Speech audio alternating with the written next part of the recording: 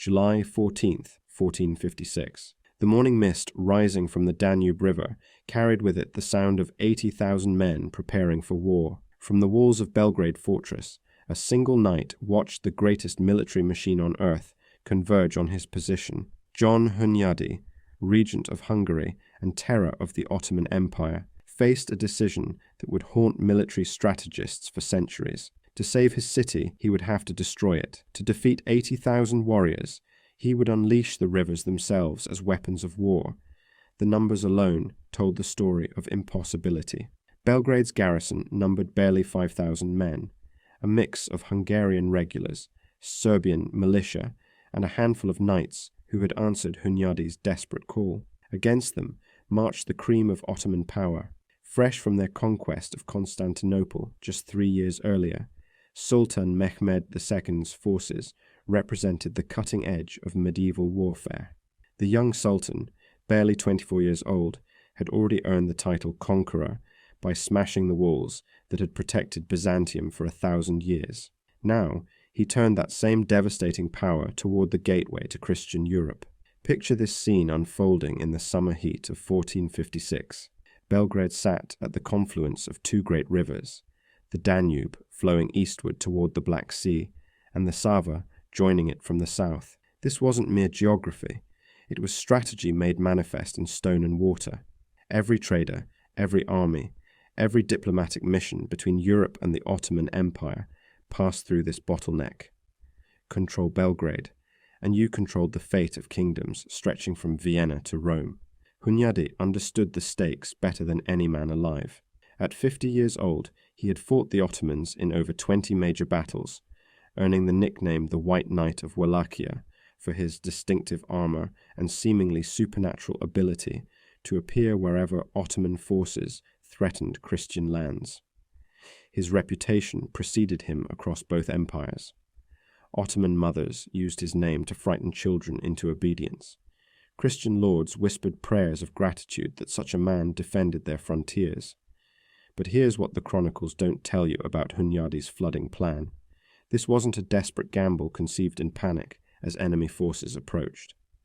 For 8 years, since his crushing defeat at the Battle of Kosovo in 1448, the White Knight had been studying these rivers, mapping their seasonal flows, identifying every dam, mill, and water control structure within 50 miles of Belgrade. He had transformed the Danube itself into a potential weapon, one that no Ottoman engineer could detect or counter. The moral complexity of the decision tore at every defender. To flood the Ottoman camp, Hunyadi would have to destroy the very infrastructure that fed and powered Belgrade. Mills that ground grain for the city's bread. Dams that controlled flooding during spring freshets. Fish weirs that provided protein for thousands of civilians. The White Knight was asking his people to choose between immediate survival and long-term prosperity. Many would die either way. Yet Mehmed's approaching army left no room for half measures. Ottoman scouts reported forces beyond anything previously assembled for a single campaign. The Janissary Corps alone numbered 5,000 men, elite infantry recruited as children from Christian families, converted to Islam, and trained to a level of discipline that made Roman legions seem amateur by comparison. Behind them marched 15,000 Sipahi cavalry, their curved sabers glinting in the morning sun.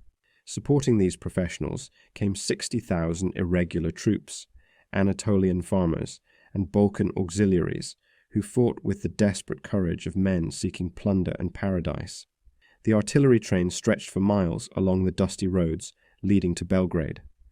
300 cannons of varying sizes, including the massive siege mortars that had reduced Constantinople's walls to rubble. Master gunners from across the empire accompanied their bronze and iron monsters, men who could place a cannonball through a window at 800 paces. The largest of these weapons required teams of 40 oxen to move and could fire stone balls weighing over 1,200 pounds. As July 14th dawned and Ottoman banners appeared on the horizon, Hunyadi gave his final orders to the engineers waiting by the river controls.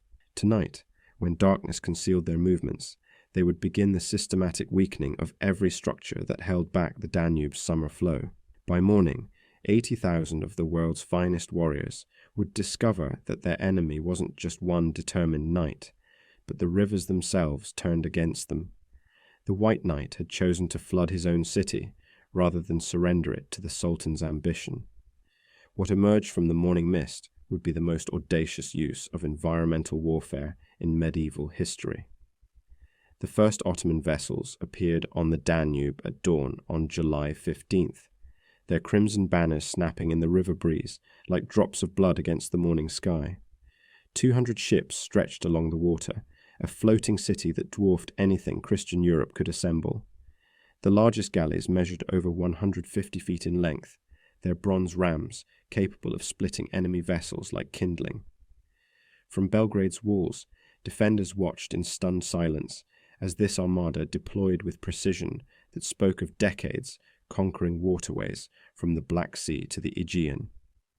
Mehmed II himself rode at the head of the land forces, his white stallion prancing as if eager for battle. At 24, the Sultan radiated the confidence of a man who had never known defeat. His conquest of Constantinople had shocked the world, proving that no walls, however ancient or blessed, could withstand Ottoman determination. Now he brought that same devastating expertise to Belgrade, along with innovations that would revolutionize siege, warfare. His engineers had spent 3 years perfecting mobile artillery platforms that could traverse any terrain, while his janissaries carried the newest arquebus designs, weapons that could punch through plate armor at 200 paces. By midday, the Ottoman deployment revealed its terrifying scope.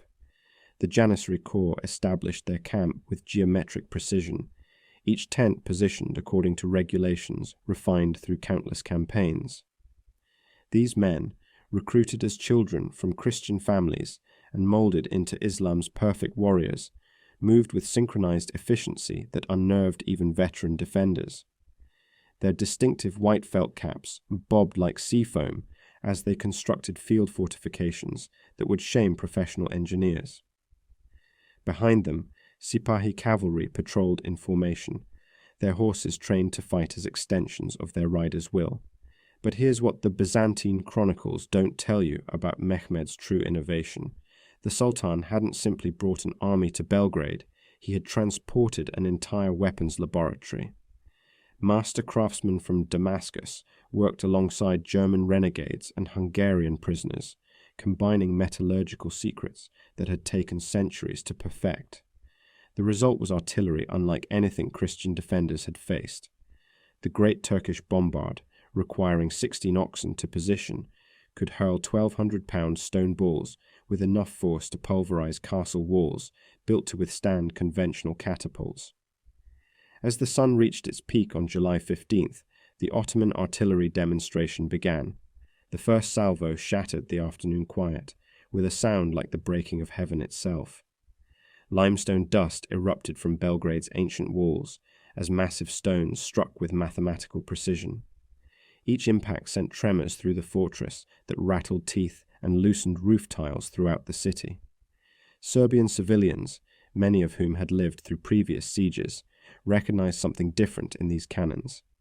This wasn't the random bombardment of medieval warfare, but systematic destruction calculated to break both stone and spirit. The psychological impact proved as devastating as the physical damage. Ottoman engineers had positioned their batteries to create crossfire patterns that left no corner of Belgrade safe from artillery. Defenders crouching behind supposedly secure ramparts found themselves targeted by guns they couldn't even see. The constant thunder of bronze cannons merged with the whistle of 12-pound balls to create a symphony of terror that drove civilians deep into cellars and storage chambers. Then everything changed when Mehmed's personal standard appeared on the heights overlooking the confluence. The Sultan had chosen to direct this siege personally, a decision that sent ripples of fear through both camps. When the conqueror of Constantinople took personal command, cities fell. His presence transformed a military operation into a statement of imperial will that brook no compromise. What the young sultan didn't realize was that his enemy had spent 8 years preparing for exactly this moment, and the Danube itself was about to become a weapon. The engineering challenge that faced Hunyadi on the night of July 16th would have defeated lesser men entirely. To weaponize the Danube against 80,000 Ottoman warriors, he needed to redirect two of Europe's most powerful rivers without alerting enemy scouts positioned barely 300 yards from the critical dam structures. Every millstone wheel, every water gate, every wooden sluice that controlled seasonal flooding had to be secretly weakened while Ottoman sentries watched from elevated positions along the riverbank. Picture the moral complexity that tore through Belgrade's population as Hunyadi's engineers explained their plan. Master miller Jovan Milanovic, whose family had operated the Danube mills for 4 generations, listened in horror as Hungarian sappers outlined which structures would be sacrificed. These weren't just mechanical devices, they were the economic lifeblood of 10,000 civilians, the grain mills that fed the city's bread ovens, the fish weirs that provided protein through winter months, the flood controls that prevented spring torrents from drowning entire districts. Hunyadi was asking his people to choose between certain economic devastation and possible annihilation. The work began at midnight, conducted in absolute silence, while Ottoman campfires blazed less than a crossbow shot away. Hungarian engineers had spent years studying these water controls, mapping every timber brace and stone foundation that channeled the Danube's tremendous force. Now, they moved like ghosts through structures their grandfathers had built, systematically weakening support beams and loosening the iron pins that held massive wooden gates in position. Each saw cut, each loosened bolt, brought them closer to unleashing forces that could reshape the battlefield itself.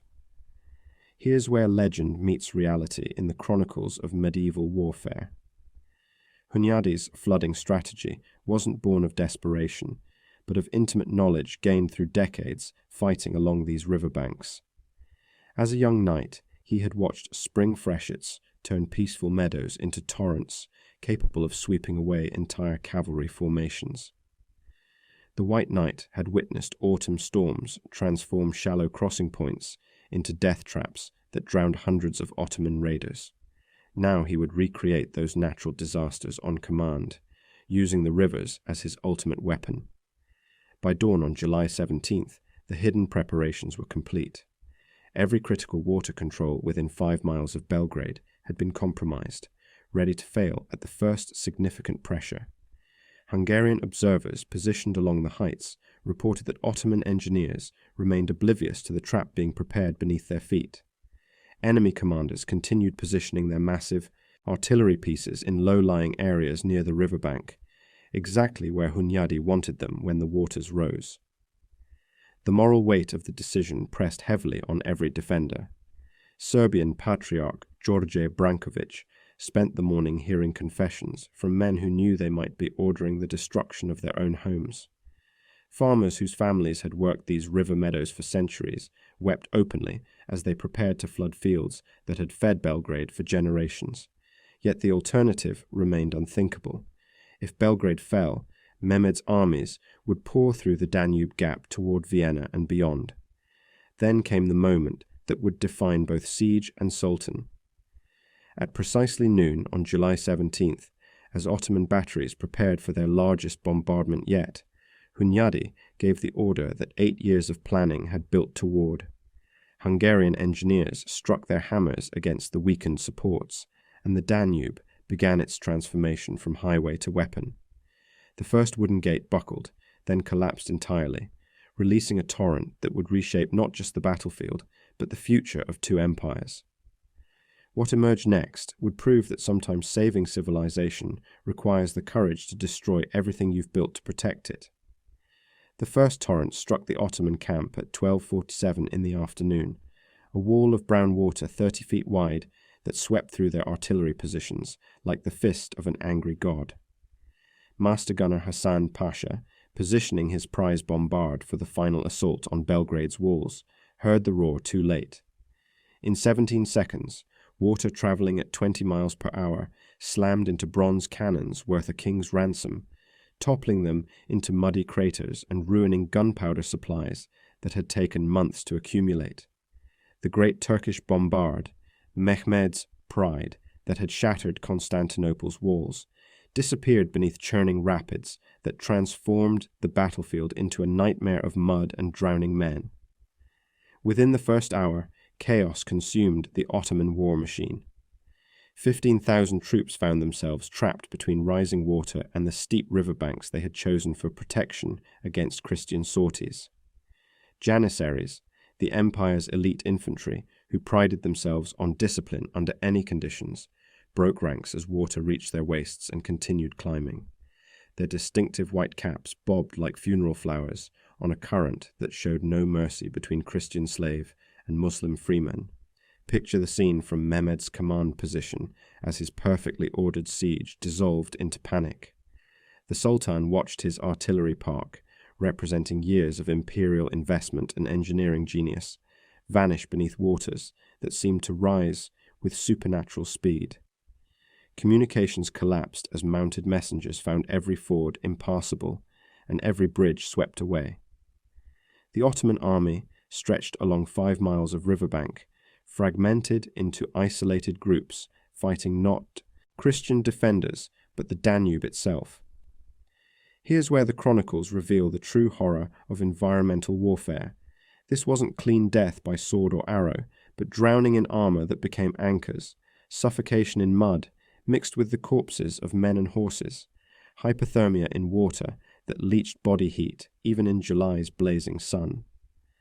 Ottoman veterans who had stormed the walls of Constantinople found themselves clawing desperately at slick riverbanks, while their commanders screamed orders that no one could hear above the water's roar. The psychological destruction proved as devastating as the physical carnage. Elite Sipahi cavalry, trained from childhood to fear nothing but dishonor, fled in terror from an enemy they couldn't fight with scimitar or lance. Hungarian observers reported Ottoman officers attempting to maintain formation even as water reached their horses' bellies, only to abandon their posts when entire units simply vanished beneath the surface. By evening, the military mathematics that had seemed so favorable to Mehmed's cause underwent catastrophic revision. 20,000 Ottoman warriors lay dead or missing, drowned in water that showed no distinction between commander and common soldier.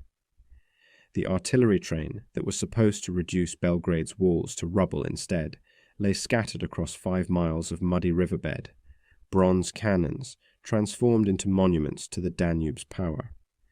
But here's what the Ottoman survivors didn't realize as they struggled toward higher ground.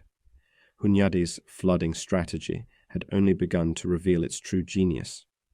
The waters that destroyed the Sultan's siege equipment also cut off every retreat route, trapping the remaining Ottoman forces on a shrinking island of dry ground with Belgrade's walls to their front and rising rivers on 3 sides.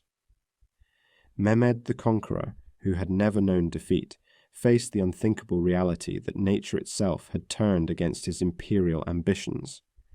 The young Sultan, who had seemed destined to conquer Europe, discovered that some fortresses defend themselves.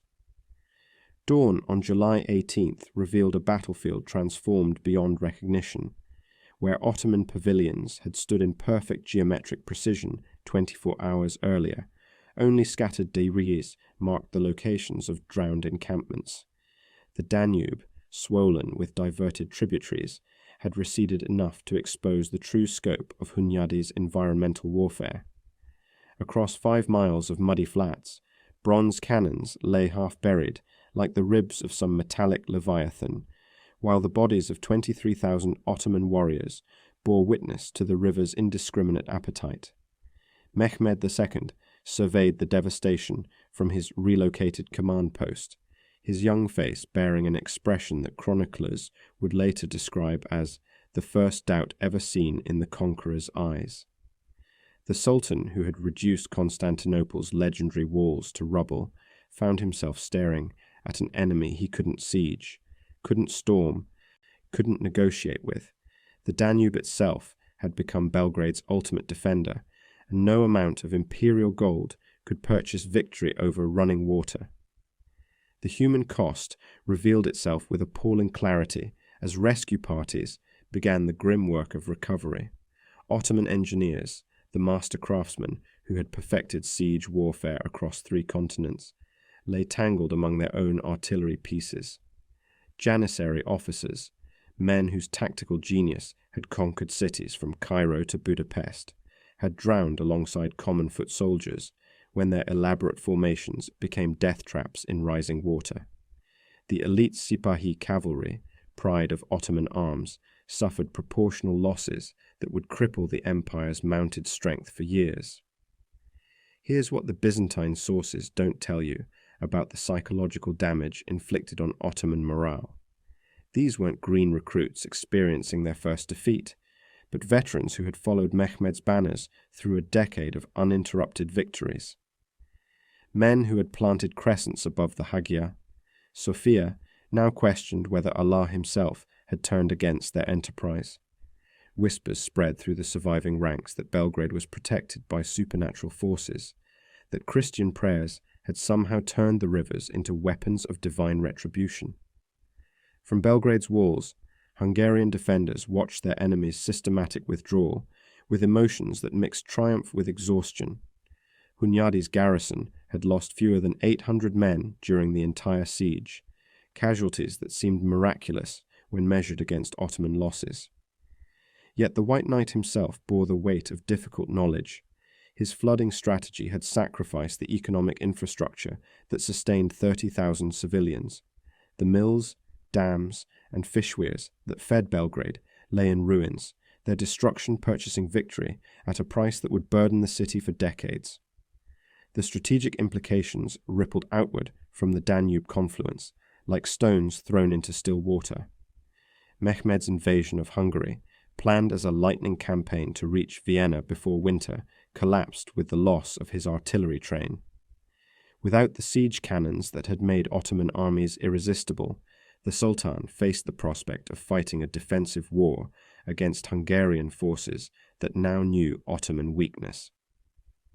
The psychological momentum that had carried Ottoman arms across 3 continents stalled on the muddy banks where Hunyadi's gamble had paid its impossible dividends.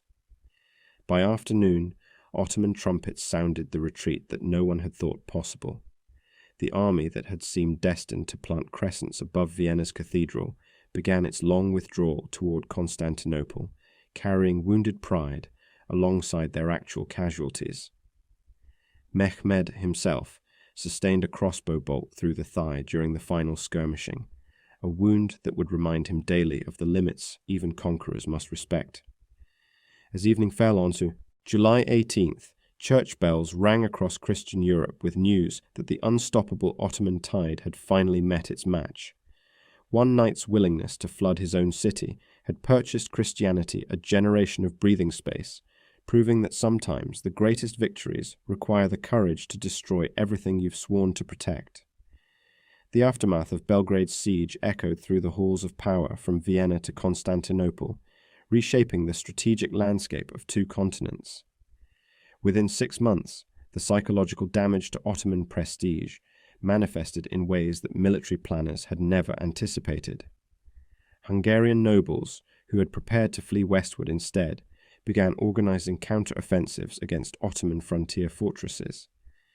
The impossible had become possible, and Christian Europe remembered what victory tasted like after decades of retreat.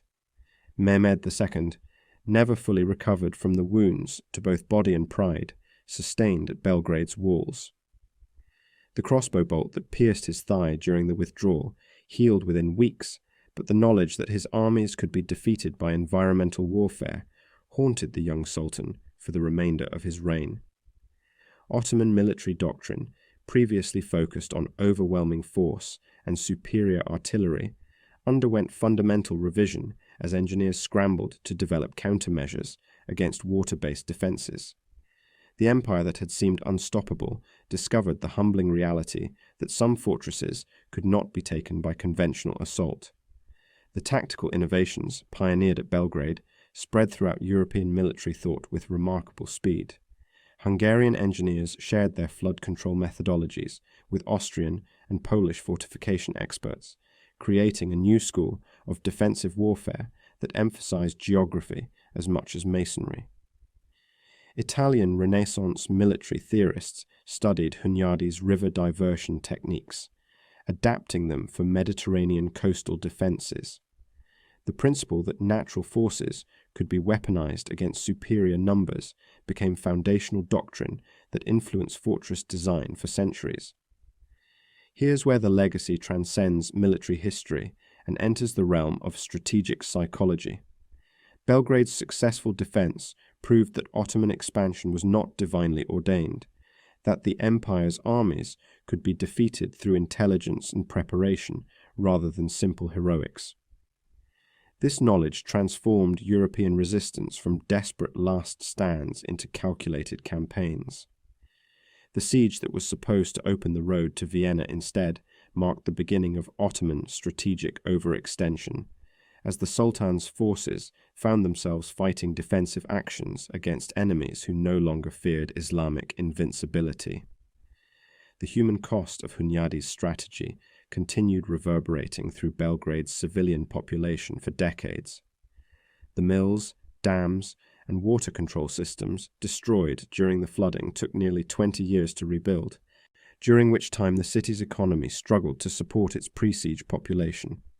Yet chroniclers noted that no Belgrade resident questioned the trade-off. Economic hardship seemed a small price for avoiding the fate that had befallen Constantinople's civilians just 3 years earlier. John Hunyadi himself died less than a month after his greatest triumph, succumbing to plague contracted during the siege's aftermath. The White Knight's funeral became a celebration of Christian resistance that drew mourners from across Europe. His tactical legacy lived on through his son Matthias, who would later become King of Hungary and expand his father's defensive innovations into offensive campaigns that pushed Ottoman forces back across the Balkans. Military academies still study Belgrade's siege as the definitive example of environmental warfare successfully employed against numerically superior forces. The battle demonstrates how intimate knowledge of local geography, combined with willingness to sacrifice short-term assets for long-term survival, can overcome seemingly impossible odds. Modern strategic doctrine recognizes Hunyadi's flood gambit as one of history's most audacious uses of asymmetric warfare, proving that creative application of available resources often trumps conventional military superiority. The Danube still flows past Belgrade's ancient walls, carrying with it the memory of that July morning when one knight's decision to flood his own city changed the trajectory of two empires. 80,000 Ottoman warriors had marched toward what seemed like inevitable victory, only to discover that some defenders will sacrifice everything rather than surrender. Sometimes saving civilization requires the courage to destroy everything you've built to protect it, and sometimes the most powerful weapon is the willingness to turn your own homeland into a battlefield that favors no one but rewards only the truly desperate.